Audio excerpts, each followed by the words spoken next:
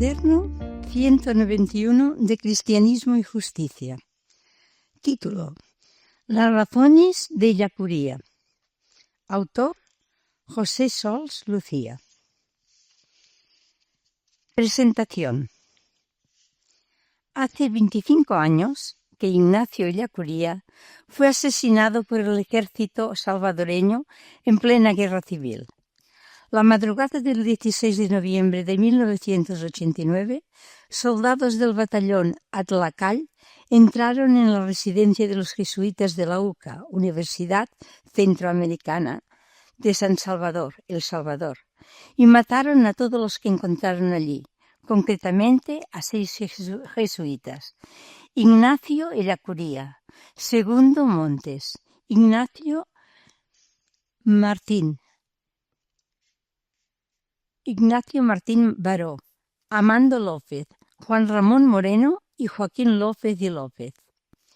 La cocinera de la residencia, Elba Ramos, se alojaba también allí junto a su hija Celina, protegiéndose de la guerra, dado que durante aquellos días los combates se libraban en las calles de la capital y había toque de queda. Ambas fueron acribilladas sin piedad para que no hubiera testigos.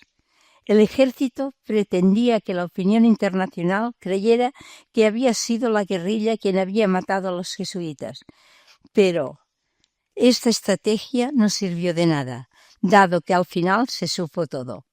Se supo que soldados y al mando de qué oficiales habían llevado a cabo este asesinato de población civil desarmada, y se les juzgó por ello. Pero nunca se juzgó a quien había dado la orden. Con toda la seguridad, el propio gobierno salvadoreño, presidido por Alfredo Cristiani, con la connivencia de la embajada norteamericana durante la administración del presidente George Bush padre. Afortunadamente, hace años que los tambores de guerra dejaron de sonar en El Salvador y en toda Centroamérica, por lo que hoy hay libertades democráticas en la región. No obstante, persiste el problema de fondo: una enorme desigualdad social que está trayendo nuevas formas de violencia, no política, sino en forma de maras, bandas de delincuentes extremadamente violentas, sin olvidar la gran violencia que constituye la pobreza misma. La figura de Ellacuría es inmensa en muchos sentidos, siendo un filósofo de altura, discípulo y estrecho colaborador de Javier Zubiri, otro gran filósofo.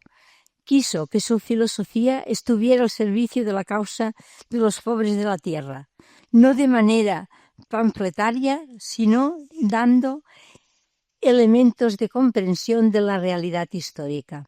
Siendo teólogo, supo articular el mensaje de salvación del cristianismo con los gritos de liberación de todo un subconsciente, el latinoamericano, que se desangraba por estructuras económicas injustas y por dictaduras de enorme crueldad. Siendo rector de una universidad, la UCA de El Salvador, quiso implicarse en los enormes problemas económicos, sociales y políticos de su tiempo y repensar la universidad precisamente como una institución al servicio de estas causas históricas de liberación, de nuevo, no a modo panfletario, sino, como solía decir él, universitariamente. No obstante, no deberíamos recordar hoy a Ellacuría para quedarnos paralizados por su extraordinaria energía y creatividad, sino al contrario, debemos recordarlo para que su historia sea para nosotros una fuente de inspiración en el difícil reto de transformar lo inhumano de la realidad actual.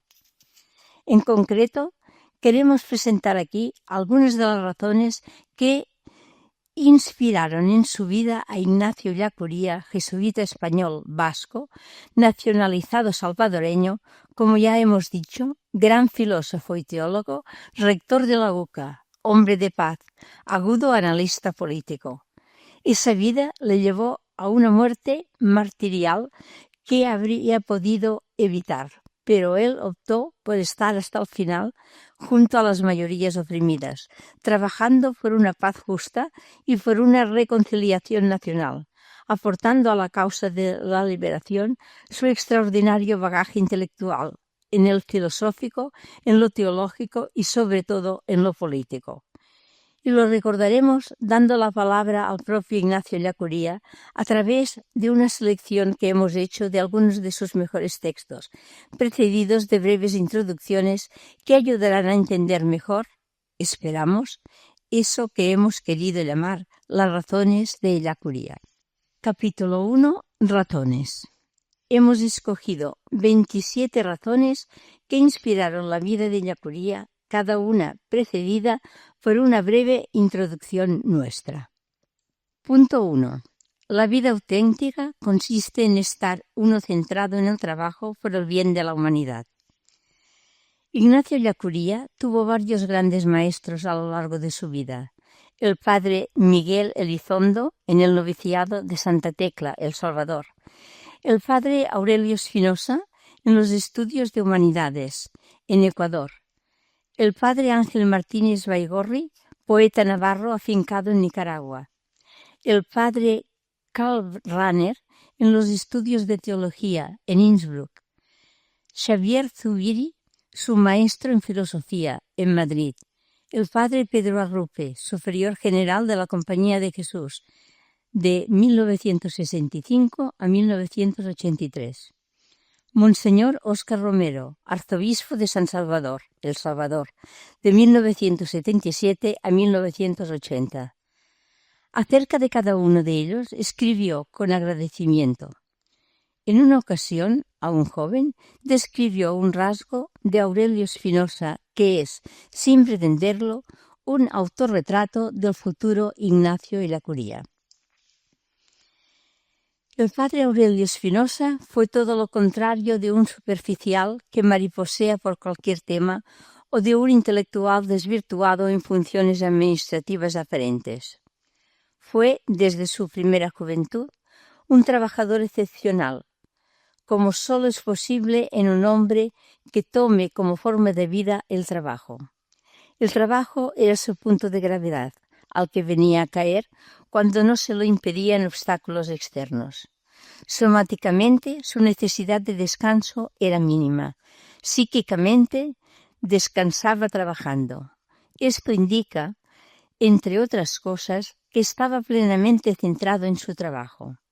Podía centrarse y encontrar su centro en el trabajo, porque éste correspondía a lo que él era y él estaba dispuesto a ser lo que era. La palabra que corresponde a este comportamiento es autenticidad. Autenticidad, más aún que moral, existencial. La efectividad y la fama tenían que dársela por añadidura. Punto 2. El Estado no debería arrodillarse ante el capital. En los años 70, ya siendo profesor y director del Departamento de Filosofía de la UCA, antes de que estallara la Guerra Civil, Ellacuría fue testigo de algunos de los intentos vanos del Estado salvadoreño por tener una verdadera autonomía política. Los intereses de las grandes corporaciones norteamericanas siempre acaban prevaleciendo por encima de la voluntad del gobierno y, por supuesto, del pueblo. Ellacuría soñaba con que El Salvador llegara a ser una democracia moderna y adulta, un poder político al servicio solo de su pueblo, de sus mayorías, dado que eso es precisamente la democracia.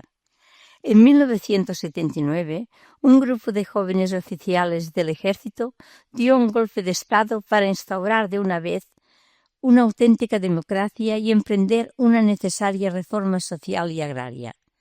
Aquella junta parecía el inicio del sueño democrático, pero solo unos meses después la junta se arrodilló ante el mandato del capital, las grandes corporaciones internacionales y la oligarquía nacional. Ellacuría publicó un famoso y cáustico editorial, A sus órdenes, mi capital. En esa lucha ha ganado la dictadura de la burguesía. Se ha demostrado siquiera coyunturalmente que no es posible una ruptura si es que la ruptura toca elementos estructurales del actual sistema. El Estado ha sido vencido y ha sido vencido sin gran esfuerzo por una clase minoritaria y ha sido vencido en algo que había propuesto como muy bien pensado, como algo a lo cual estaba totalmente decidido y como algo plenamente respaldado por la Fuerza Armada. Y así no puede ser. En la batalla entre el capital y el interés común, solo una firme alianza del Poder Ejecutivo, de la Fuerza Armada y del pueblo puede comenzar en este país un proceso de profundos cambios sociales. Pero para esto se requiere todo lo contrario de lo que ha ocurrido, que el Poder Ejecutivo y la Fuerza Armada estén más cerca del pueblo que del capital. Punto 3. En tiempo de guerra civil, el diálogo nacional puede llevar a una futura paz justa. En 1980, El Salvador se sumergió en una guerra civil que duraría 12 años y se cobraría 75.000 vidas, la mayoría civiles. Los más de 10 años de protestas pacíficas exigiendo transformaciones estructurales, solo habían obtenido como respuesta una dura represión violenta por parte del ejército, a veces en forma de escuadrones de la muerte, militares sin uniforme, liderados por el terrible mayor Davidson, el hombre que dio la orden de matar a Monseñor Óscar Romero. Contra la opinión de muchos, desde el inicio, Ellacuría afirmó 4 cosas. A. Que aquella guerra sería larga. B. Que no la ganaría ninguno de los dos bandos. C. Que ninguno de los dos bandos representaba al país, ni siquiera la suma de ambos lograba representarlo. Y D. Que al país no le interesaba que ganara ninguno de los dos bandos. Por ello, se dedicó de lleno a hacer de mediador entre las dos partes enfrentadas para contribuir a un diálogo que llevara a la paz. Según él, primero diálogo nacional y solo después diálogo en la cumbre. Y aportó reflexiones sumamente interesantes acerca de cómo se puede llegar a la paz, a una paz justa, cuando se está en medio de un conflicto bélico nacional. No es un crimen entrar en diálogo y negociaciones con el FDR, ni lo es siquiera hacerlo con el FMLN, que es un poder real en el país con el que inevitablemente se ha de tratar si se quiere una solución política y no puramente militar. No solo no es un crimen, es una necesidad, es una obligación política. Si se fracasa en el intento o porque el diálogo ni siquiera se pudo iniciar o porque el diálogo no llegó a una negociación satisfactoria, siempre queda la posibilidad de iniciar una nueva vía. Pero el intento no puede darse por fracasado antes de emprenderlo. No es que la negociación, incluso aunque tuviera un gran éxito, sea un recurso suficiente para lograr la paz. Pero puede ser un paso muy importante, no solo para la paz, sino para que la paz lograda sea justa y responda a las necesidades del pueblo salvadoreño, para que la paz sea el primer paso firme hacia una rápida, urgente reconstrucción. De ahí la grave responsabilidad histórica ante la que se encuentran los sectores democráticos. El estado de diálogo que debería sustituir al estado de guerra consiste en que la mayor parte de la población esté cada vez más consciente de la necesidad de un diálogo nacional, a fin de ponerlo en marcha y de conseguir a través de él la paz que necesita. Ante todo, se requiere la puesta en marcha de un gran sujeto colectivo. Cuanto más número de gente se comprometa en la tarea, cuanto más pueblo se organice a favor de esta causa y cuantas más organizaciones de todo tipo se movilicen en esta dirección, tanto mejor para la paz. Es un error y una trampa pensar que el problema es tan solo del gobierno y de los frentes revolucionarios. Como es ilusorio pensar que se puede delegar esta cuestión fundamental del diálogo nacional en manos de los partidos políticos cuando han sido tan incapaces en promoverlo. El diálogo nacional supone que la mayor parte de la población y la mayor parte de las organizaciones de todo tipo se pongan en estado de diálogo, esto es, que reflexionen sobre cuáles son las soluciones mejores para terminar con la situación calamitosa en la que vive la mayor parte de la población salvadoreña. Supone no solo que reflexionen sobre sí mismos, sino que se abran a escuchar lo que otras fuerzas o sectores dicen, no importando lo distante que estén sus opiniones. Contra los que afirmaban que, una vez acabada la guerra, hay que pasar página, Ellacuría se pronunciaba en estos términos. No se trata con ello de terminar con la guerra de cualquier modo. No se puede terminar con la guerra más que cuando haya la seguridad razonable de que no volverán a darse las condiciones que la hicieron estallar. Esto no implica que debe esperarse a superar los males y las injusticias estructurales que secularmente han crucificado al país, pues tal tarea es de todos y por mucho tiempo. Implica tan solo que se asegure una situación global y una correlación de fuerzas que impulsen el proceso justo para conseguirla de una forma eficaz, lo cual exige sin duda la presencia activa en el proceso de quienes más han hecho por cambiar las cosas. El fin de las hostilidades sin garantías suficientes no traería la pacificación y menos aún una paz justa y consolidada. Las mismas causas y los mismos agentes producirán antes o después los mismos efectos si en lo fundamental las mismas circunstancias siguen igual.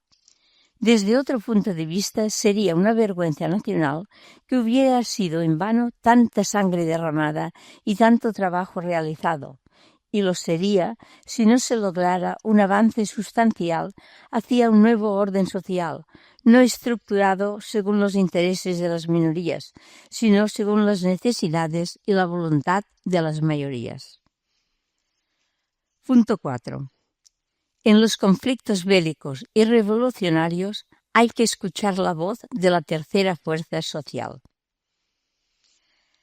Tal como ya hemos indicado más arriba, Ellacuría afirmó a menudo que ninguno de los dos bandos de la guerra civil salvadoreña representaba a la mayoría del país, ni siquiera la suma de ambos lo representaba.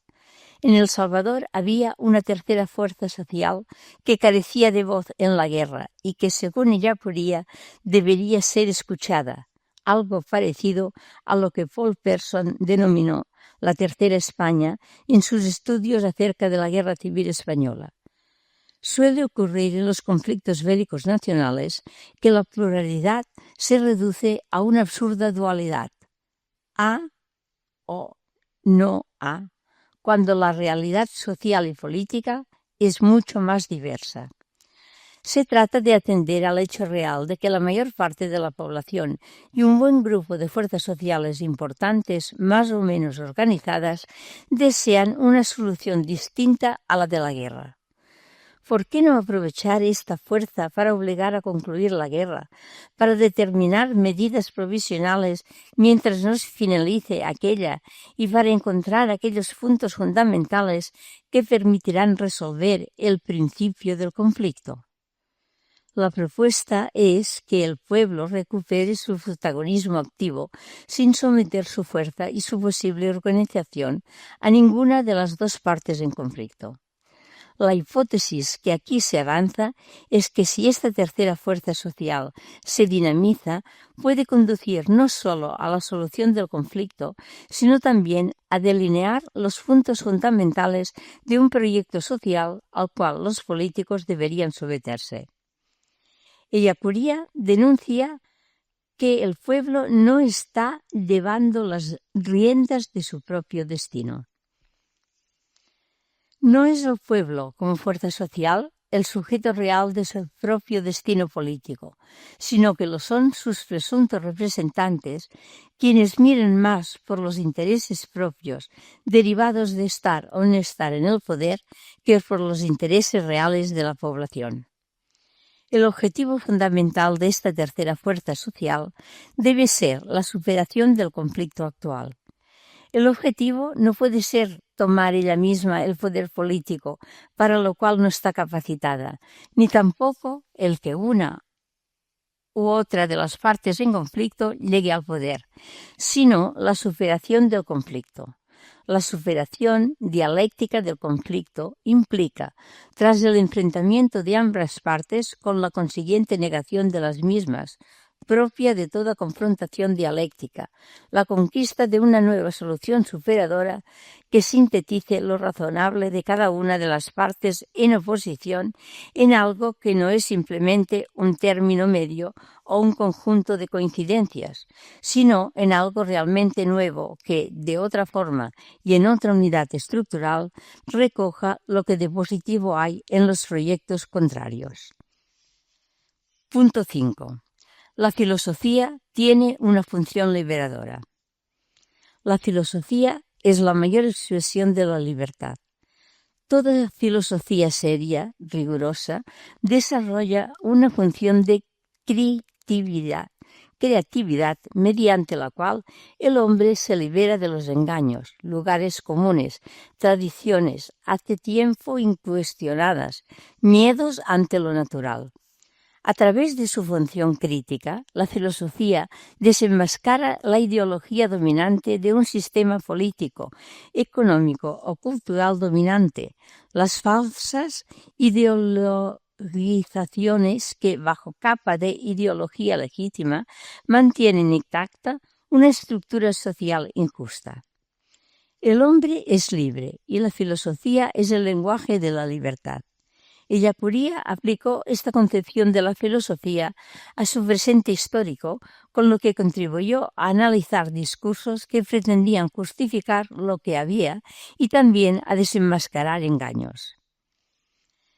Se puede decir que la filosofía desde siempre, aunque de diversas formas, ha tenido que ver con la libertad.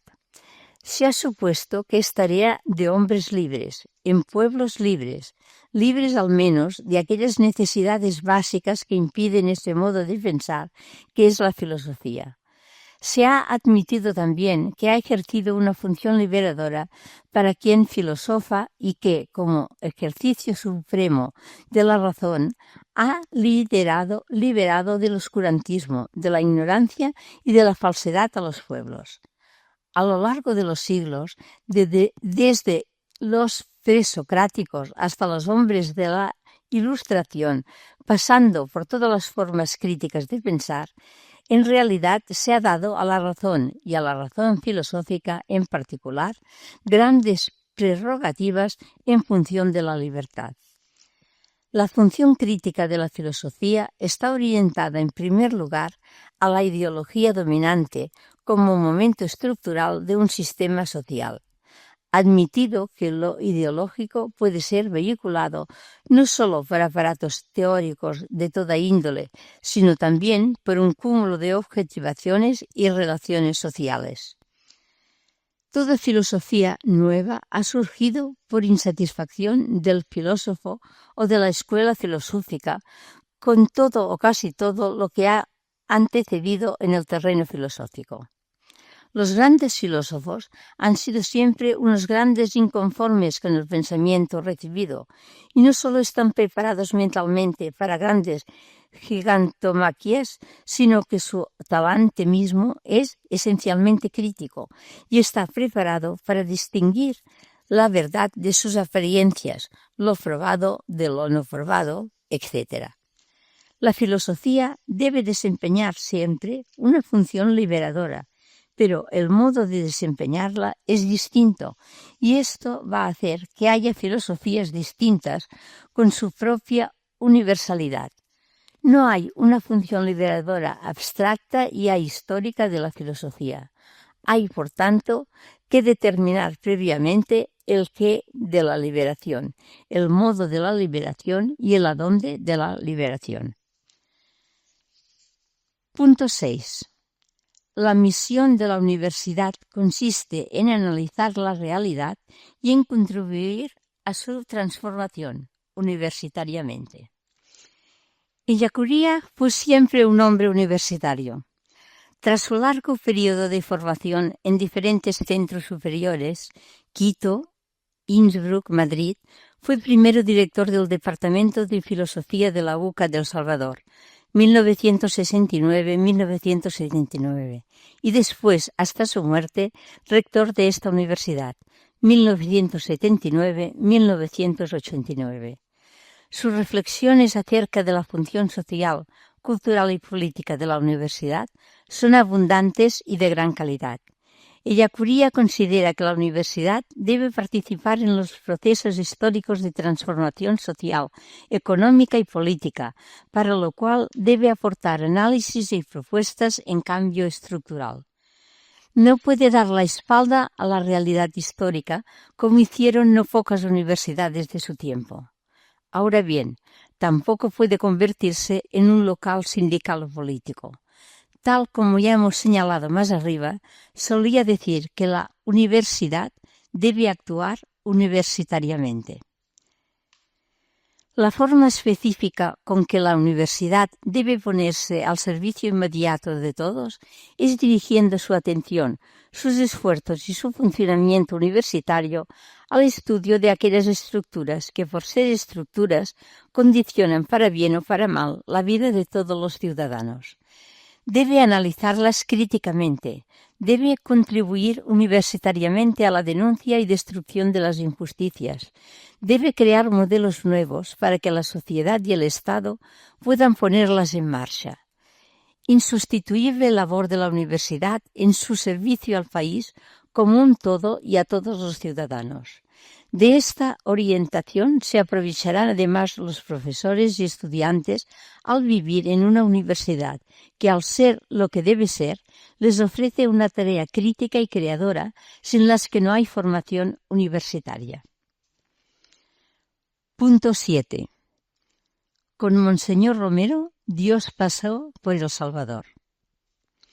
Monseñor Óscar Romero fue arzobispo de San Salvador entre 1977 y 1980, año en que fue asesinado. Nadie como él marcó tanto a Ellacuría.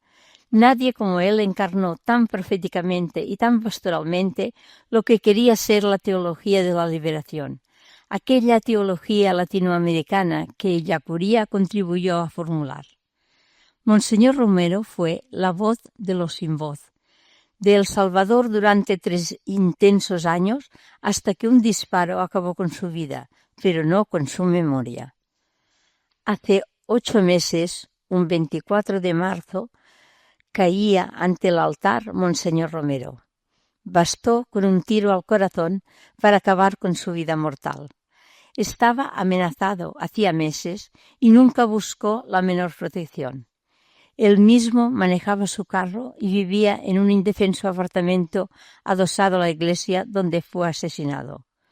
Lo mataron los mismos que matan al pueblo, los mismos que en este año de su martirio llevan exterminadas cerca de 10.000 personas, la mayor parte de ellas jóvenes campesinos, obreros y estudiantes, pero también ancianos, mujeres y niños que son sacados de sus ranchos y aparecen poco después torturados, destrozados, muchas veces irreconocibles. No importa determinar quién fue el que disparó, fue el mal, fue el pecado, fue el anticristo, pero un mal, un pecado y un anticristo históricos que se han encarnado en unas estructuras injustas y en unos hombres que han elegido el papel de Caín. Solo tuvo 3 años de vida pública como arzobispo de San Salvador. Fueron suficientes para sembrar la palabra de Dios, para hacer presente en su pueblo la figura de Jesús. Fueron demasiados para los que no pueden tolerar la luz de la verdad y el fuego del amor. El padre Rutilio Grande, jesuita, buen amigo de juventud de Monseñor Romero y sacerdote muy entregado a la causa de los pobres, murió asesinado en marzo de 1977, pocos días después de haber tomado Romero posesión como arzobispo de la capital. Tras la muerte de Rutilio, en pocas horas, Romero cambió radicalmente. Romero decía que aquello no fue una conversión, pero sí que en aquel momento se le abrieron los ojos y empezó a ver algo que antes no había sabido ver, a pesar de su buena fe como pastor: la gran injusticia en la que vivían los pobres. Muchos creemos que aquello sí fue una conversión, aunque reconocemos que efectivamente siempre había sido un buen pastor. Romero se convirtió en el gran regalo de Dios, porque él mismo quedó totalmente convertido. No ocurrió todo de un golpe, aunque sí fue súbito el cambio inicial. El asesinato del Padre Grande, el primero de los sacerdotes mártires que le tocó enterrar, sacudió su conciencia. Se le rompieron los velos que le ocultaban la verdad y la nueva verdad empezó a apoderarse de todo su ser. No fue inicialmente un cambio subjetivo, sino una transformación objetiva. Se le descubrió algo que antes no había visto, a pesar de su buena voluntad y de su pureza de intención, a pesar de sus horas de oración y de su ortodoxia repetida, de su fidelidad al magisterio y a la jerarquía vaticana. La luz se apoderó de él, y esto le transformó. No es que él se transformase, y así se le mostrase algo que antes no veía. Más bien vio algo nuevo, algo objetivamente nuevo, y esto lo transformó. Esto nuevo fue, en un primer momento, la verdad deslumbrante de un sacerdote que se había dedicado a evangelizar a los pobres, que en esa evangelización había llevado a los pobres a historizar la salvación, a dar carne histórica a la palabra eternamente nueva de Dios. Por esto fue asesinado por quienes se sentían interpelados por esa palabra evangélica y por ese pueblo que lo había hecho carne propia y hasta cierto punto proyecto político. Otros obispos y otros cristianos vieron en el martirio del Padre Grande un suceso político e incluso dieron de él interpretaciones enceguecidas e increíbles. Monseñor Romero no. Sus ojos limpios vieron la verdad, y entonces se le reveló lo que significaba ser apóstol en El Salvador de hoy. Significaba ser profeta y ser mártir. Y entonces comenzó la carrera de profeta y de mártir, no porque él la hubiese elegido, sino porque Dios lo llenó con las voces históricas del sufrimiento de su pueblo elegido y con la voz de la sangre del primer justo que moría martirialmente en El Salvador actual, para que todos tuvieran más vida y para que la Iglesia entera recuperara su pulso profético rebajado. El Evangelio siempre se lee desde un lugar, siempre se lee situadamente. La fe se vive también situadamente. Esa lectura y esa vitalización nunca serán ni siquiera suficientemente adecuadas si ese lugar y esa situación no son de modo preferencial el mundo de los oprimidos. Y en esto consistió la conversión apostólica de Monseñor Romero. Cambió de lugar, cambió de situación y lo que era una palabra opaca, amorfa e ineficaz, se convirtió en un torrente de vida al que el pueblo se acercaba para apagar su sed. Con Monseñor Romero, Dios pasó por El Salvador. Punto 8. La Iglesia que no deja de aprender. La teología de la liberación bebió de movimientos sociales y políticos de izquierda. La Iglesia enseña, pero también debe aprender.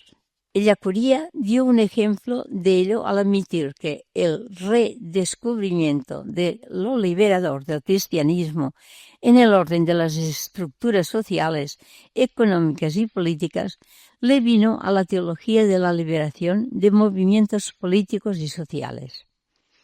La teología de la liberación, que ha introducido tan vigorosamente en el magisterio, en la reflexión y en la práctica de la Iglesia el tema de la liberación, lo ha descubierto fuera de ella misma y fuera de la Iglesia, al menos en un primer momento. Lo ha descubierto no tanto directamente en la escuela del clamor de los pueblos y de las clases oprimidas, sino en los movimientos sociopolíticos de la liberación que habían recogido efectivamente ese clamor y lo habían articulado en distintas formas de lucha política. Punto 9. La teología de la liberación estudia lo liberador de la fe cristiana en todas las dimensiones de lo humano. A pesar de los textos y de las homilías de claro contenido social de los padres de la Iglesia, siglos II al VI, de algunos teólogos de la escolástica medieval, de los teólogos de la Escuela de Salamanca, siglo XVI, y de la Escuela de Coimbra, siglo XVII, de algunos misioneros dominicos y jesuitas en América, siglos XVI-XVII, de las reducciones guaraníes del Paraguay, siglo XVIII, la verdad es que el cristianismo entró en la modernidad con un discurso teológico muy reducido a lo personal. Dios nos salva a cada uno de nosotros, como si se tratara de una salvación solo individual, uno por uno. La teología de la liberación latinoamericana y la teología política europea y norteamericana muestran que la liberación que sale de la Pascua impregna todos los órdenes de lo humano, también el orden de las estructuras de sociedad fundamentales en la vida humana. La teología de la liberación trata primariamente de todo lo que atañe al reino de Dios, solo que enfoca todos y cada uno de sus tópicos, aún los más elevados y aparentemente separados de la historia, sin olvidar nunca y frecuentemente con atención muy especial a su dimensión liberadora. No se trata de que la Iglesia sea o no una fuerza política que entre en colisión con otras fuerzas políticas, pues la Iglesia no debería nunca ir en busca del poder político. Se trata de que la Iglesia, fiel a su misión, promueva la salvación integral del hombre, salvación que en su integralidad tiene una dimensión política. Punto 10. La liberación es una tarea histórica que afecta a lo estructural. Sin duda, la liberación es inicialmente personal, ya que solo la persona puede ser liberada. Sin embargo, las personas viven en sistemas sociales, por lo que hay que hablar también de una liberación de tipo estructural, social, política, económica. La liberación es por lo pronto una tarea histórica y dentro de la historia una tarea socioeconómica. Esa era la demanda y eso había que responder. No era pequeña la demanda ni fácil la respuesta.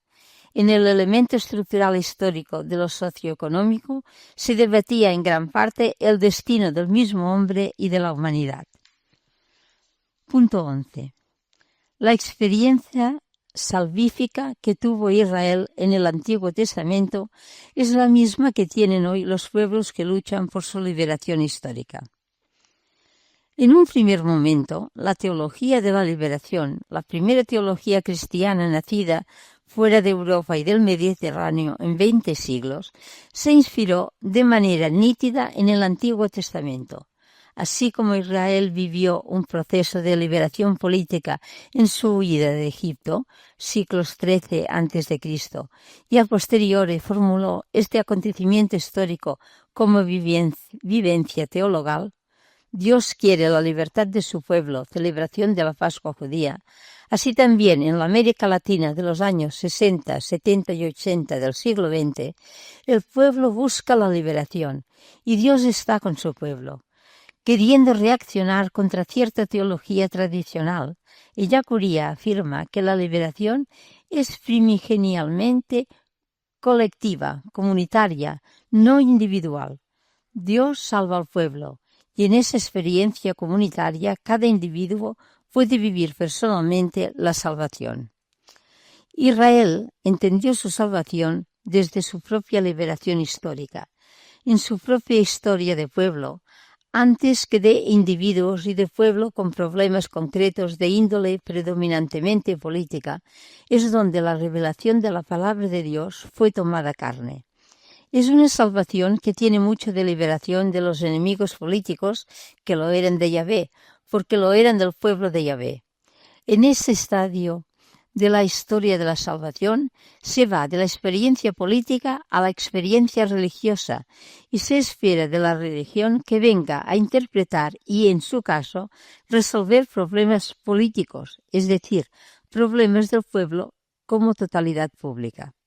Se pertenecía al pueblo de Israel y en la pertenencia a este pueblo, que era el objeto global de la salvación, es donde cada miembro del pueblo podría esperar su salvación de su aquí y de su ahora, que sin duda tenía una proyección religiosa. Punto 12. Hace falta una cristología que recoja el logos histórico. La vida humana es esencialmente, aunque no solo histórica. Por ello, la salvación también lo es. De no serlo, no sería humana. Que la salvación sea histórica significa que todos sus momentos lo son. A. Ofrecimiento de la salvación, la experiencia de Israel en el Antiguo Testamento y la experiencia de las primeras comunidades cristianas en el Nuevo Testamento. B. Acogida de la salvación, historia de Israel e historia de la Iglesia. Y C. La teología que, queriendo dar razón de la experiencia de salvación, necesita de un logos histórico. Hoy necesitamos una nueva cristología para la que el tema capital no pueda ser como se concilia conceptualmente y se tranquiliza así la inquietud intelectual, la unicidad de persona con la duplicidad de naturalezas, sino más bien como realiza Jesús en toda su plenitud su misión de Salvador del hombre. Esto no es un planteamiento meramente funcionalista ni menos profundo que el anterior. Si la historia tiene más entidad metafísica que la naturaleza, las reflexiones sobre la historia deberán ser más profundas que las anteriores y, por definición, más operativas. En su nueva cristología, debe dar todo su valor de revelación a la carne de Jesús, a su historia. Hoy, más que nunca, es absurdo pretender construir una cristología en la que no cuente decisivamente la realización histórica de la vida de Jesús.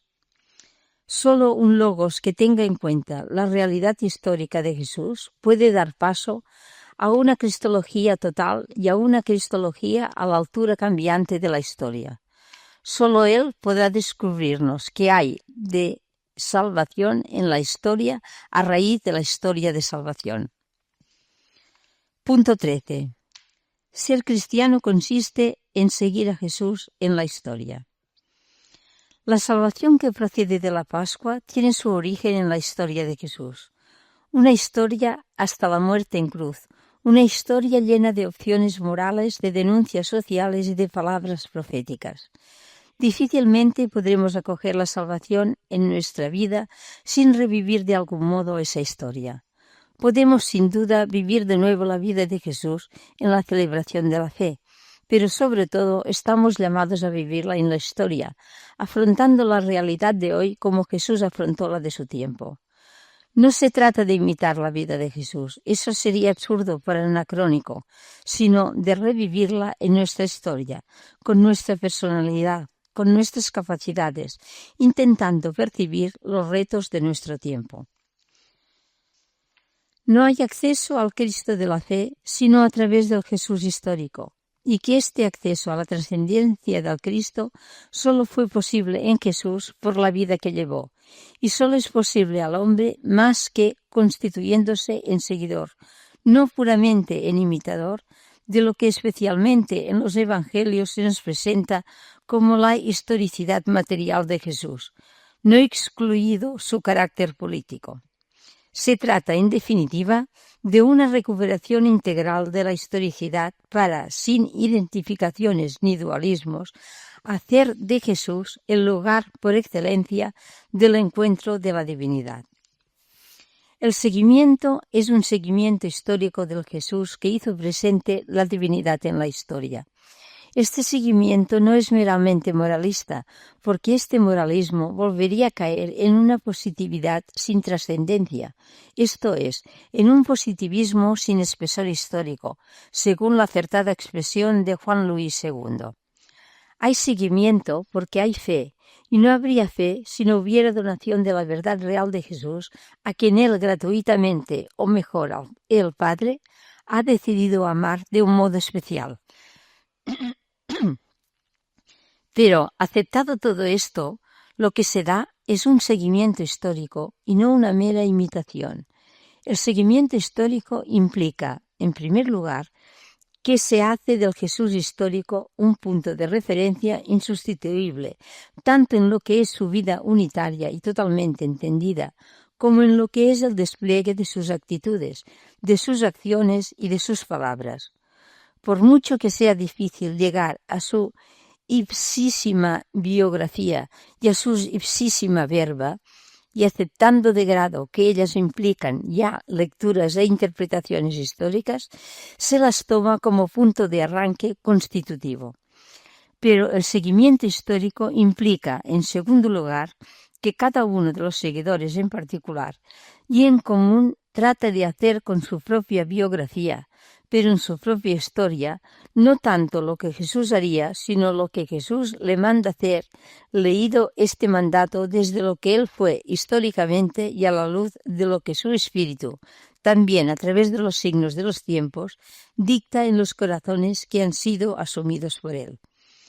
Ese seguimiento tiene un evidente carácter histórico, pues no solo se realiza en la historia, sino que hace de la historia integralmente entendida la materia misma del seguimiento, pero tiene al mismo tiempo un carácter trascendente, por cuanto lo tiene aquel a quien se sigue y lo tiene también el espíritu por el cual y con el cual se sigue, porque el seguimiento está medido y orientado por lo que debe ser el reino de Dios, tal como lo anunció y puso en marcha Jesús. No hay que circunscribir la categoría de seguimiento al plano estrictamente personal, como si fuera posible un seguimiento de disposiciones interiores sin plasmación en los procesos públicos y en las estructuras sociales.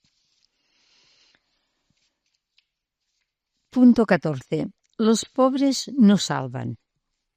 Es fácil entender que los pobres son objeto de salvación, que necesitan de la ayuda y de la solidaridad de los que vivimos confortablemente en el actual sistema social. Pero es más complicado entender que los pobres sean sujeto de salvación, pues lo son. Dios, el único que puede salvar, para salvarnos, opta por situarse allí donde la humanidad está siendo negada, de tal modo que para acoger su salvación no podamos sino acercarnos a esos lugares sociales. Ellacuría habla de pobres, pero podríamos ampliar el término a todo individuo o grupo al que le sean negados los derechos humanos. No olvidemos que anunciamos un Cristo crucificado, no un César triunfante, ni un rey Herodes opulento, ni siquiera un fariseo acomodado. La Iglesia tiene una vocación universal de salvación, pero su lugar más propio es el mundo de los pobres. No es que sean necesarios los pobres para que haya Iglesia o para que la Iglesia sea santa, sino que no puede ser santa y salvadora, si los hay, más que desde, con y para los pobres. Pero los pobres no son solo misión de la Iglesia, son también su salvación, lugar de presencia de Cristo Salvador, así como los que están al otro extremo de los pobres han sido históricamente, lo son actualmente y seguirán siendo el lugar de la perdición de la Iglesia. Para algunos resulta escandaloso el proponer a los necesitados y oprimidos como la salvación histórica del mundo.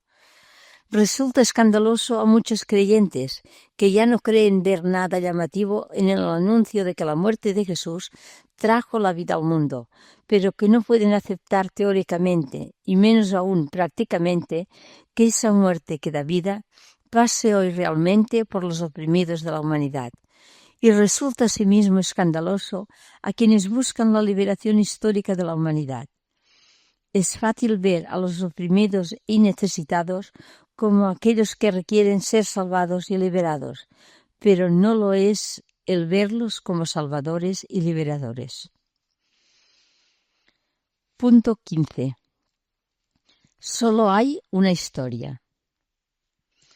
Debido a la larga posteridad del pensamiento de San Agustín, desde el siglo V hasta el siglo XX, a su vez muy condicionado por el neoplatonismo, la teología cristiana tendió a marcar la dualidad entre lo trascendente y lo inmanente, entre lo divino y lo humano, dualidad que corresponde, sí, a la fe cristiana, pero que, mal interpretada, puede llevar a olvidar que ambas dimensiones se dan en una sola historia, la historia de salvación ofrecida por Dios en el interior de la historia humana.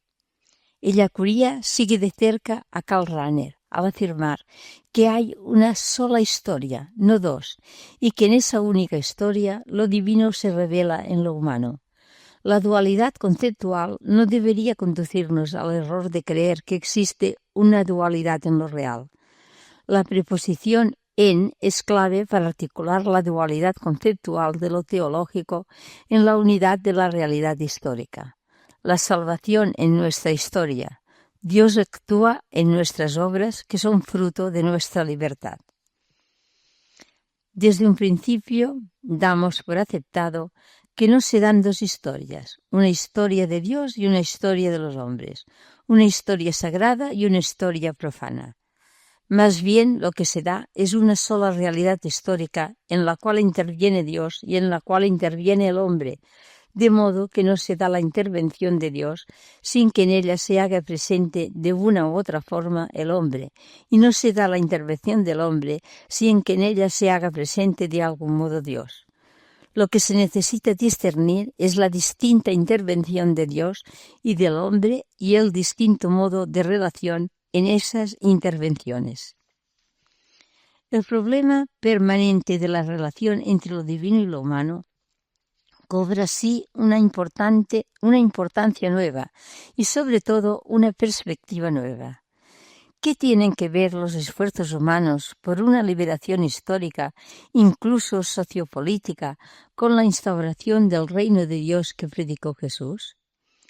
¿Qué tiene que ver el anuncio del reino de Dios y su realización con la liberación histórica de las mayorías oprimidas? Tales cuestiones, en su doble vertiente, representan un problema fundamental de la praxis de la Iglesia de los pobres, a la par que un problema esencial de la historia actual latinoamericana. No es primariamente una cuestión conceptual, sino una cuestión real, que necesitará el uso de conceptos para ser resuelta teóricamente, pero que no es primaria ni últimamente una cuestión puramente teórica. En efecto, no es primariamente un problema de conjunción teórica de dos conceptos abstractos, uno que se refiera a la obra de Dios y otro que se refiera a la obra del hombre. Al partir de los conceptos y del supuesto más o menos explícito que dé a conceptos adecuadamente distintos corresponden realidades diferentes, lleva a dificultades superfluas. Los conceptos adecuadamente distintos serían dos, y a esos dos conceptos se les atribuiría el correlato de dos realidades adecuadamente distintas. Dicho de otra forma, tras una larga elaboración intelectual realizada a lo largo de siglos, se ha llegado a la separación conceptual de lo que en la experiencia biográfica y en la experiencia histórica aparece como unido. Esa separación conceptual no solo se ha convertido cada vez más como evidente, sino que se ha convertido en punto de partida para regresar a una realidad que ya no es vista primigeniamente en sí misma, sino a través de la verdad atribuida al concepto. Separado el concepto de la praxis histórica real y puesto al servicio ideologizado de instancias que institucionalizan intereses no criticados reflejamente, no solo se resuelve el problema, sino que se lo encubre. Y se encubre no tanto porque el concepto sea abstracto, sino más bien porque no es histórico. Hay una universalidad conceptual ahistórica y hay una universalidad conceptual histórica o, si se prefiere, historizada. Aquella puede parecer más teórica y más universal, pero no es así tanto porque encubre una historicidad que en su encubrimiento opera deformantemente, como porque desconoce la dimensión propia de universalidad de la realidad histórica apropiadamente conceptualizada. Precisamente la unidad total de una sola historia de Dios en los hombres y de los hombres en Dios no permite la evasión a uno de los dos extremos abstractos, solo Dios o solo el hombre, pero tampoco permite quedarse en la dualidad acumulada de Dios y del hombre, sino que afirma la unidad dual de Dios en el hombre y del hombre en Dios. Este en juega una distinta función y tiene una distinta densidad cuando la acción es de Dios y cuando la acción es del hombre en Dios, pero siempre es el mismo en. Y por eso no es una praxis meramente política, ni meramente histórica, ni meramente ética, sino que es una praxis histórica trascendente, lo cual hace patente al Dios que se hace presente en la acción de la historia. Punto 16. La praxis eclesial está al servicio de la praxis histórica. Otra típica dualidad del cristianismo occidental, teoría y praxis, lo uno o lo otro, o bien lo uno o lo otro, pero yuxtapuestos. Pues no. Ellacuría afirma que teoría y praxis, si son auténticas, solo pueden ir de la mano, dado que la teoría es un momento de la praxis. La reflexión teológica es un momento interior a la acción de los cristianos en el mundo. Pensamos para poder entender el sentido de lo que llevamos entre manos, y el pensar supone, por supuesto, orar. Y aún otra dualidad, praxis eclesial y praxis sociopolítica, esto es, histórica. Ellacuría rompe de nuevo la dicotomía. La praxis eclesial es interior a la praxis histórica. No soy cristiano y ciudadano de mi país, o si lo preferimos, ciudadano del mundo. Soy lo uno en lo otro, precisamente porque intentamos participar en la construcción de lo que llamamos reino de Dios, el modo de hombre y de sociedad esbozado por Jesús. Tiene sentido adentrarse sin miedo en las problemáticas políticas, económicas y sociales de nuestro tiempo. Repito, el modo de hombre y de sociedad esbozado por Jesús tiene sentido adentrarse sin miedo en las problemáticas políticas, económicas y sociales de nuestro tiempo. La praxis eclesial no tiene el centro en sí misma ni tampoco en un Dios ajeno a la historia, sino en un Dios que se hace presente en la historia. La praxis eclesial tiene su centro en el reino de Dios y en la realización de ese reino en la historia. Está configurada mucho más de lo que se acepta usualmente por otros momentos de la praxis histórica, y la praxis eclesial debe ponerse al servicio de la praxis histórica. Por praxis entendemos aquí la totalidad del proceso social en cuanto transformador de la realidad, tanto natural como histórica. La praxis es la unidad de todo lo que el conjunto social hace en orden a su transformación e incluye dinámicamente la respectividad del sujeto-objeto. Esa praxis tiene momentos teóricos de distinto grado que van desde la conciencia que acompaña a toda acción humana hasta la conciencia refleja y la reflexión sobre lo que es, lo que sucede y lo que se hace. Reflexión que puede tomar distintas formas, desde las precientíficas hasta las estrictamente científicas, según la peculiaridad de cada una de las ciencias. El dinamismo entero de la realidad histórica es lo que ha de entenderse como praxis. Esta praxis es una totalidad activa inmanente, porque su hacer y su resultado quedan dentro de la misma totalidad, una en proceso, a la cual va configurando y dirigiendo en su proceso.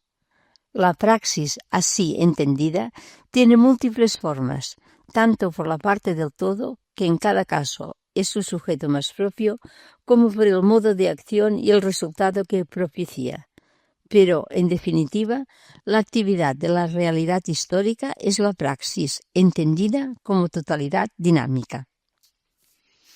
Punto 17. La justicia consiste en devolverle a cada uno su dignidad humana.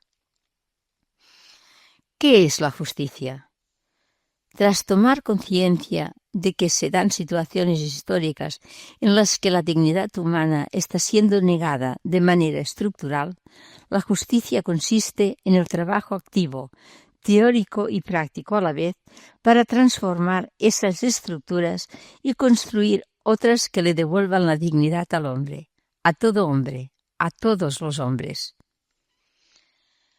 La justicia consiste en que cada uno tenga y se le dé no lo que se supone que ya es suyo porque lo posee, sino lo que le es debido por su condición de persona humana y por su condición de socio de una determinada comunidad y, en definitiva, miembro de la misma especie a la que en su totalidad psicoorgánica corresponde regir las relaciones correctas dentro de ella misma y en relación con el mundo natural circundante.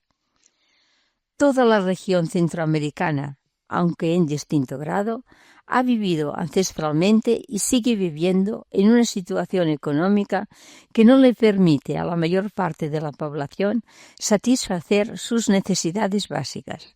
Aquí radica el principio básico de todos los problemas, sin cuya solución los conflictos rebrotarán incesantemente.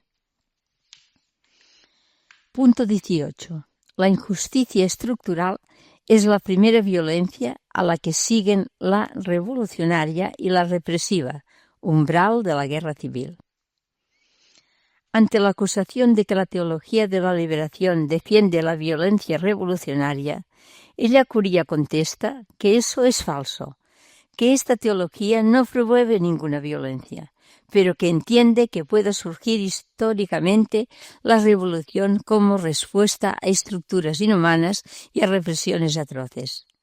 Hay tres violencias en el orden de lo sociopolítico y económico: la estructural, la represiva y la revolucionaria, que en ocasiones desembocan en una cuarta, la guerra civil. Si hablamos de violencia, hay que analizar las tres, dado que las tres se dan en un solo proceso histórico. No es legítimo analizar moralmente la violencia revolucionaria sin haber estudiado antes las otras dos que están en el origen de la revolucionaria. La violencia originaria es la injusticia estructural, la cual mantiene violentamente a través de estructuras económicas, sociales, políticas y culturales a la mayor parte de la población en situación de permanente violación de sus derechos humanos. A esta violencia, una vez cerrados los demás caminos, responde el pueblo organizado, el cual toma las armas y empuña la revolución para superar la injusticia estructural que lo oprime y la violencia que lo domina. A su vez, esta violencia revolucionaria tiende a ser contrarrestada por la violencia represiva del Estado y aún de las clases dominantes, no solo legalmente, sino con prácticas estrictamente terroristas. En su última fase, este conjunto de violencias entrelazadas da paso a un estado de guerra civil, el cual se refleja tanto en el enfrentamiento de dos poderes con dos ejércitos como en la polarización de los sectores. Yo he mantenido siempre que toda violencia es mala, pero sostengo también que hay unas violencias peores que otras. Esto es claro. Todo acto de violencia es malo, pero puede que en alguna ocasión sea inevitable. En este sentido, la teología de la liberación, por ejemplo, ha insistido en que la violencia más grave y la raíz misma de toda violencia es la violencia estructural, es decir, la violencia de la civilización del capital que mantiene a la inmensa mayoría de la humanidad en condiciones biológicas, culturales, sociales y políticas absolutamente inhumanas. Esa es la violencia estructural fundamental.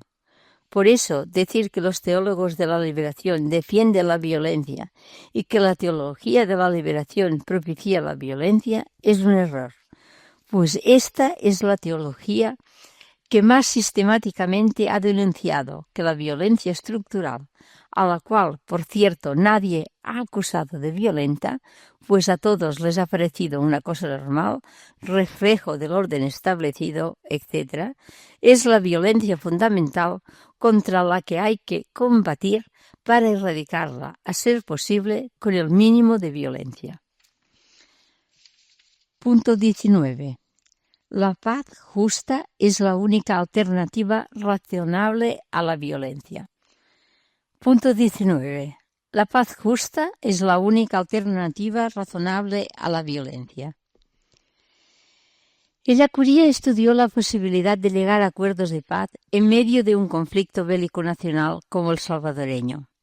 De hecho, hizo de mediador hasta el último día de su vida. Más aún, adelantó su viaje de Barcelona a El Salvador en noviembre de 1989 para intentar hacer de puente entre el gobierno y la guerrilla que había tomado ya buena parte de la capital, y lo hizo precisamente a petición del gobierno salvadoreño, que pocos días después ordenó que lo asesinaran, como ha quedado ampliamente probado en la investigación histórica. Ahora bien, para él la paz tenía que ser justa, verdadera, no simple silencio de las armas. Cuando la situación se prolonga y se ve que la violencia revolucionaria y la represiva, así como la violencia de la guerra, no alcanzan ni a conservar el orden establecido, ni menos a resolver la violencia institucional, surge no solo racionalmente, sino en el ánimo de una gran parte de la población, la necesidad del diálogo y de la negación como camino para la paz. Carece de sentido proponer como legítima una fórmula de pacificación solo porque se invoque el nombre de la paz. No se puede ir a la paz, dice el Papa Juan Pablo II en su carta a los obispos salvadoreños del 6 de agosto de 1982, con renuncia a la debida justicia o a la defensa de los pobres marginados, ni se puede alcanzar la paz con intentos de pseudo-justicia. Una paz con menoscabo de la defensa de los pobres y de los marginados ni es paz verdadera ni es paz cristiana. Los pobres siguen necesitando de defensa eficaz de sus vidas y de sus derechos, y la Iglesia está obligada a tomar sobre sus hombros la causa de los pobres por muchos problemas que esto le acarree. Hay que buscar la paz, pero la paz verdadera, la paz que resuelva los problemas nacionales. Hay que buscar la paz por el camino de la reconciliación, que exige esfuerzos de las dos partes en conflicto y no solo de una de ellas, por el hecho de que esté en la oposición. Hay que trabajar por la paz que lleve a instaurar una convivencia fundada sobre el respeto de cada individuo y de los valores de cada sociedad civil. Cuando, por consiguiente, el Papa rechaza la violencia, no está por eso propiciando el pacifismo que impide al violentado defenderse de su violentador, el pacifismo que se consigue con el terror, la muerte y la desaparición de todo aquel que se atreva a disentir. Ni pacifismo ni violencia. ¿Qué entonces? Paz verdadera. Punto 20.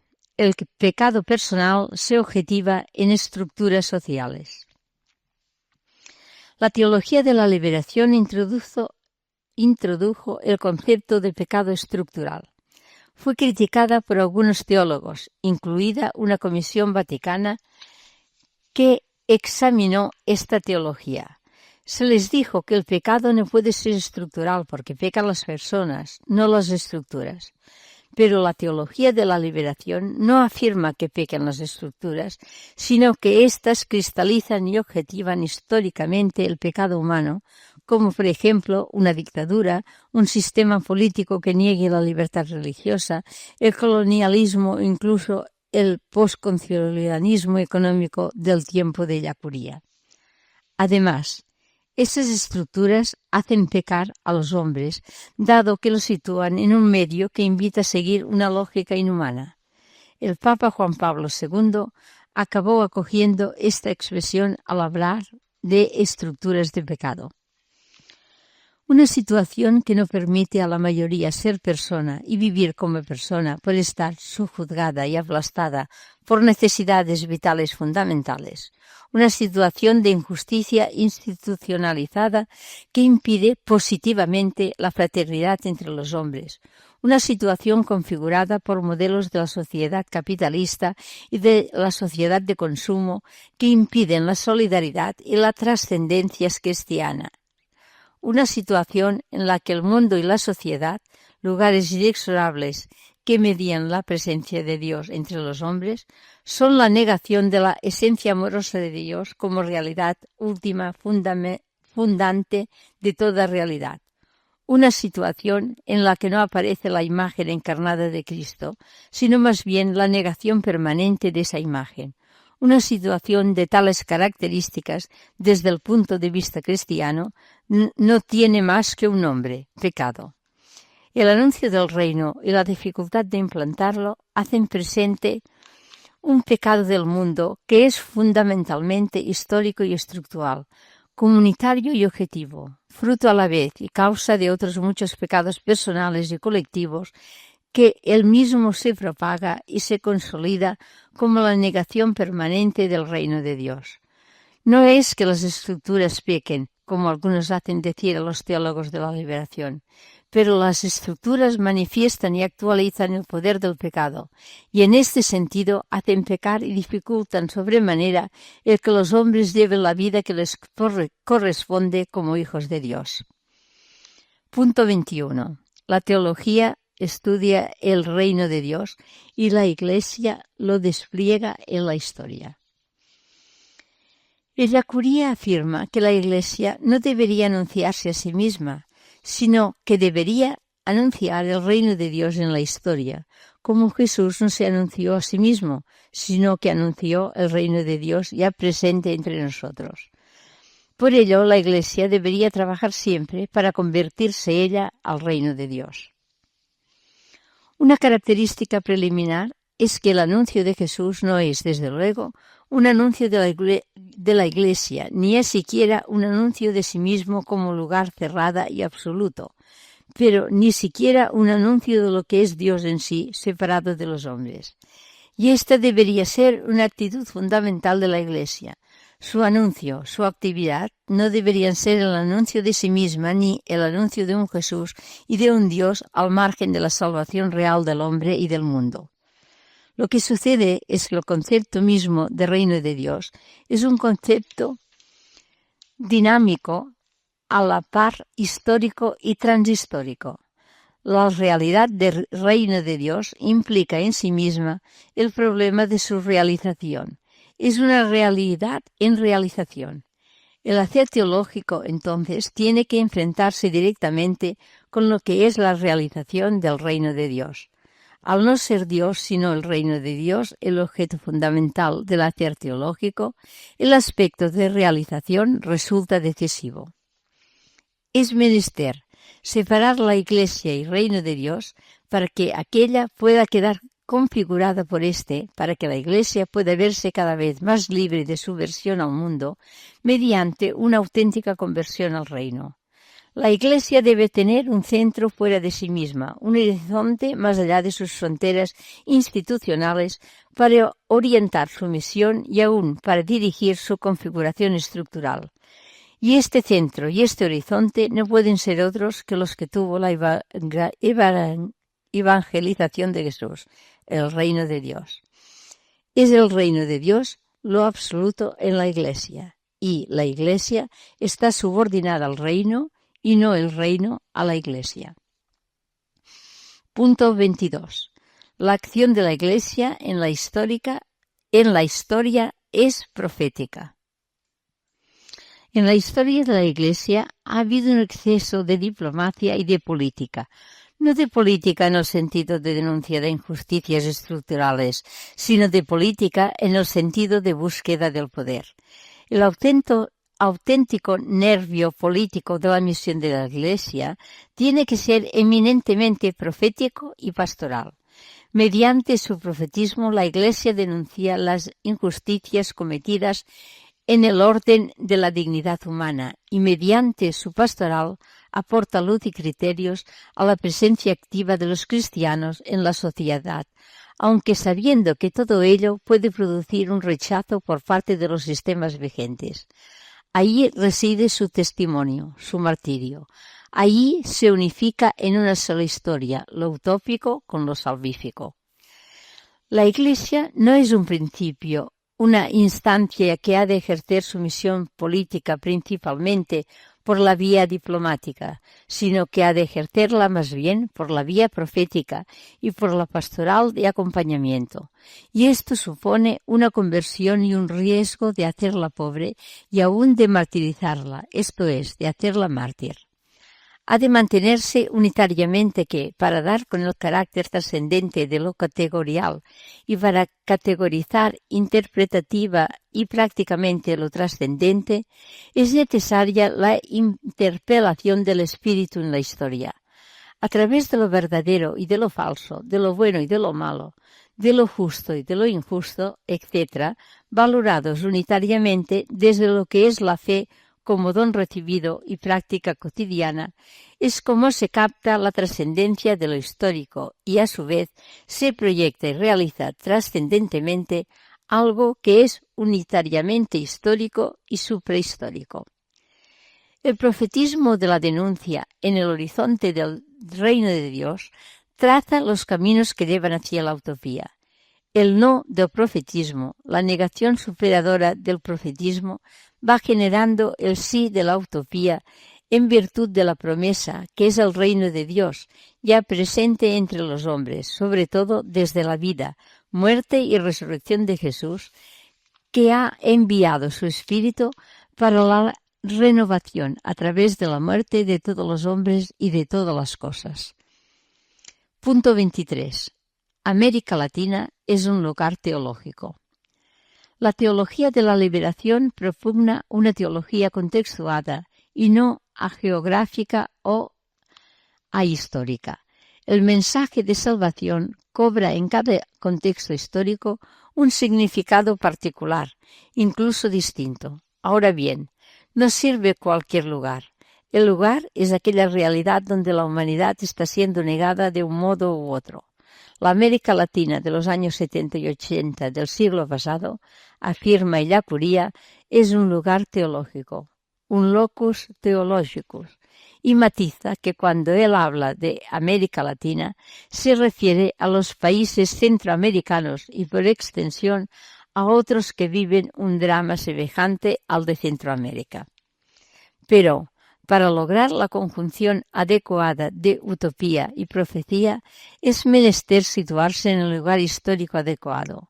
Toda conjunción de esas dos dimensiones humanas e históricas, para ser realista y fecunda, necesita situarse en precisas coordenadas geosociotemporales. De lo contrario, desaparece el impulso insoslayable del principio de realidad, sin el que ambas son juego mental, más formal que real. Pero hay unos lugares históricos más propicios al surgimiento de utopistas proféticos, de profetas utópicos. Cuando se habla de problemas teológico-políticos, América Latina es más una categoría conceptual que una realidad empíricamente histórica. La concreción para mí de América Latina es la actual situación histórica de El Salvador, Guatemala, Honduras, Nicaragua y otros países o situaciones semejantes que se les pudiera comparar. Latinoamérica no debe entenderse como integrante epigonal del mundo occidental, sino como perteneciente de lleno al tercer mundo. Obviamente, el modo latinoamericano de pertenencia al tercer mundo es distinto del modo hindú o vietnamita. Obviamente también la pertenencia al tercer mundo es distinta de las naciones del Cono Sur y del Istmo centroamericano. Más aún, elementos básicos de la cultura occidental parecen ser elementos integrantes, no debidamente diferenciados de la cultura latinoamericana.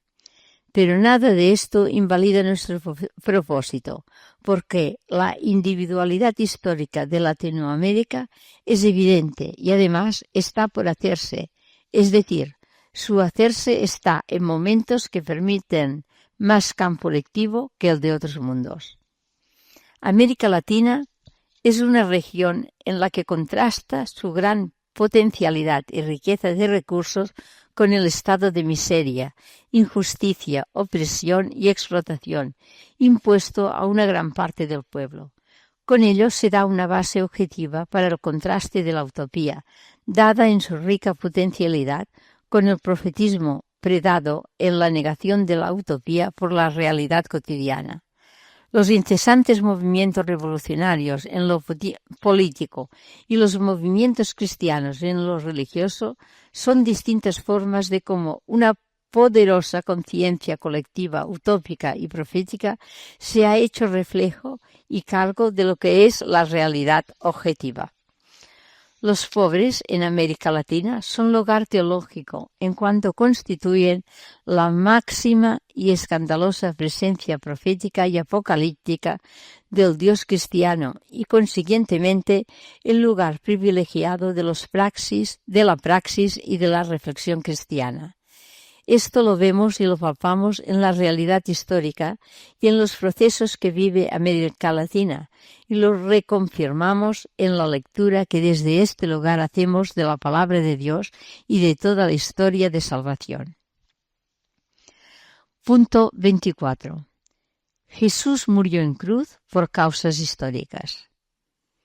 Alguien crucificó a Jesús, y lo hizo por algún motivo. Jesús no murió simplemente, sino que fue matado, afirma Ellacuría. Debemos investigar esas causas históricas. ¿Quién mató a Jesús y por qué? Dado que si el Padre resucitó a aquel hombre, su Hijo, aquel hombre que vivió de aquel modo, que dijo lo que dijo, que obró como obró y que fue ejecutado en una cruz, sabremos entonces qué espera el Padre de nosotros hoy. Subrayar el carácter histórico de la muerte de Jesús es fundamental para la cristología y para la soteriología histórica, que como tal cobraría un sentido nuevo. El carácter histórico de la muerte de Jesús implica, por lo pronto, que su muerte ocurrió por razones históricas. Es un punto que con razón subrayan cada día más las nuevas cristologías. Jesús muere, es matado, como insisten tanto los cuatro evangelios como los hechos de los apóstoles por la vida histórica que llevó, vida de hechos y de palabras que no podía ser tolerada por los representantes y detentadores de la situación religiosa, socioeconómica y política. Punto 25. La humanidad sufriente es el pueblo crucificado. El concepto de pueblo crucificado es central en la teología de Ellacuría, así como la muerte de Jesús fue dialéctica. Si hay un crucificado, hay un crucificador, dado que nadie muere colgado de una cruz de manera natural. Así también la situación de pobreza, de opresión y de muerte de multitudes en América Latina es dialéctica. Están así porque alguien lo ha provocado. Ellos son, pues, el pueblo crucificado. Para comprender lo que es el pueblo de Dios, importa mucho volver los ojos sobre la realidad que nos rodea, sobre la realidad de nuestro mundo tras cerca de 2000 años de existencia de la Iglesia, tras cerca de 2000 años desde que Jesús anunció el acercamiento del reino de Dios. Esta realidad no es sino la existencia de una gran parte de la humanidad literal e históricamente crucificada por opresiones naturales y sobre todo por opresiones históricas y personales. Y esa realidad despierta en el espíritu cristiano una pregunta insoslayable que abarca otras muchas. ¿Qué significa para la historia de la salvación y en la historia de la salvación el hecho de esta realidad histórica que es la mayoría de la humanidad oprimida? ¿Se la puede considerar históricamente salvada cuando sigue llevando sobre sí los pecados del mundo? ¿Se la puede considerar como salvadora del mundo precisamente por llevar sobre sí el pecado del mundo? ¿Qué relación tiene con la Iglesia como sacramento de salvación? Esta humanidad doliente es algo esencial a la hora de reflexionar sobre lo que es el pueblo de Dios y sobre lo que es la Iglesia. Punto 26. Tanto la revelación como la recepción en la fe son estructuralmente históricas. Retomemos la idea del logos histórico. La revelación no se dio en forma de dogma, sino en forma de historia. Toda ella es histórica. Dios salva de manera que su historia de salvación se da en el interior de la historia humana. La acogida de esa salvación es también histórica, primero a lo largo de la historia de Israel y después a lo largo de la historia de la Iglesia, sin olvidar la humanidad entera.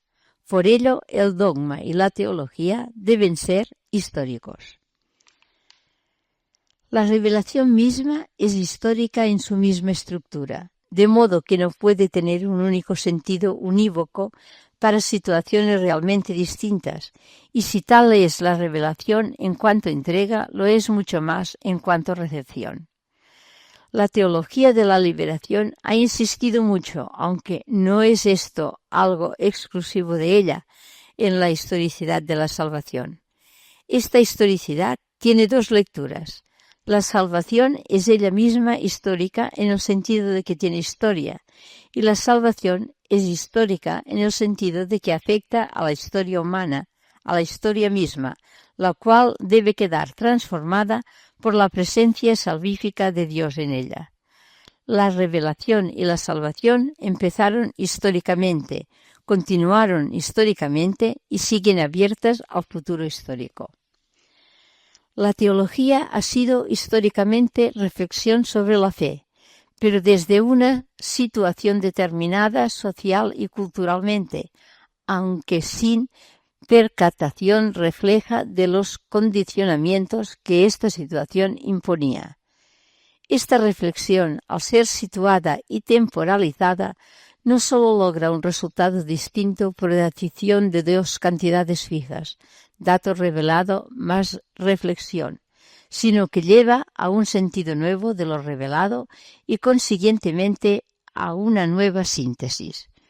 La inteligencia humana no sólo es siempre histórica, sino que esa historicidad pertenece a la propia estructura esencial de la inteligencia y el carácter histórico del conocer, en tanto que actividad implica un preciso carácter histórico de los mismos contenidos cognoscitivos.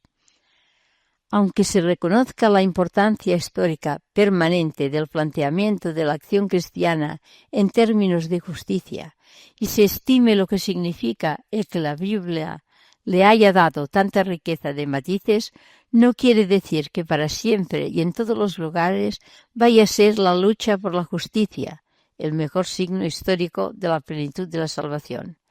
Estamos haciendo teología histórica y no podemos caer en la inconsecuencia de parar la historia y de hacerla unívocamente significativa. Punto 27. La escatología es histórica. La salvación ofrecida por el Padre en Jesucristo y acogida por nosotros en el Espíritu es escatológica en el sentido de que es acontecimiento que pertenece al fin de los tiempos, a la plenitud de lo humano.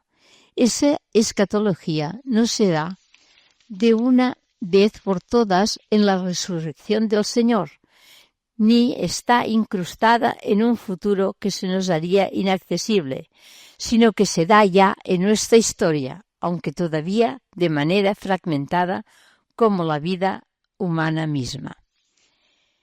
Entiendo por escatología histórica una escatología que tiene que ver con la historia y ha de verse con ella a la par que hace de la historia vía operante de la escatología. La presencia de la escatología en la historia deberá ser histórica. No bastaría una presencia epifánica en el sentido de sucesivas presencias tangenciales de lo mismo, eterno e inmutable, ni una presencia puramente cultural en la que se realizaría incruentemente lo que sucedió de una vez por todas, sino que se necesita una presencia que verdaderamente se historice como en Jesús se historizó Dios. La operatividad de la historia respecto de la escatología tendrá que ser real e intrínseca. Esta operatividad intrínseca exige que ya en la historia se hagan presentes de algún modo los bienes de la escatología, y esto no a modo puramente intencional o como pura promesa, sino como promesa inicialmente realizada que nos proyecta a una realización más plena en la superación de los bienes ya logrados. Conclusión. 25 años después de su muerte martirial, el pensamiento de Ignacio Ellacuría sigue siendo fecundo para entender hoy la misión de la Iglesia en el mundo y para analizar las estructuras económicas y sociopolíticas y para entender en qué dirección deberían ser transformadas.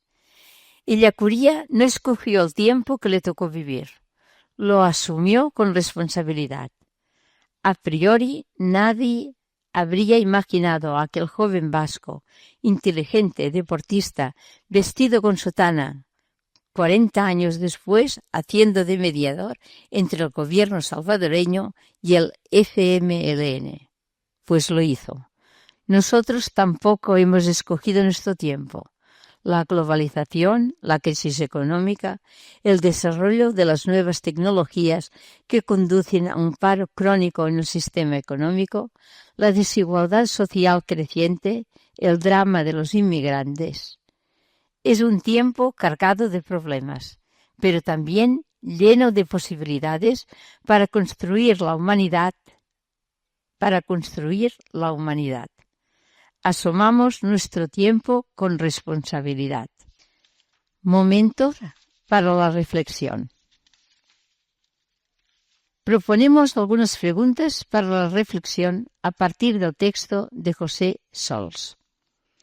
1. Ellacuría se dedicó de lleno a hacer de mediador entre las dos partes enfrentadas para contribuir a un diálogo que llevara a la paz.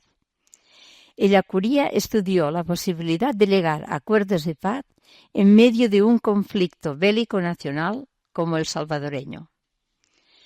¿Crees que podemos apuntar a vivir esta actitud en el momento actual? ¿Cómo lo concretarías? 2. Ellacuría considera que la universidad debe participar en los procesos históricos de transformación social, económica y política, para lo cual debe aportar análisis y propuestas de cambio estructural.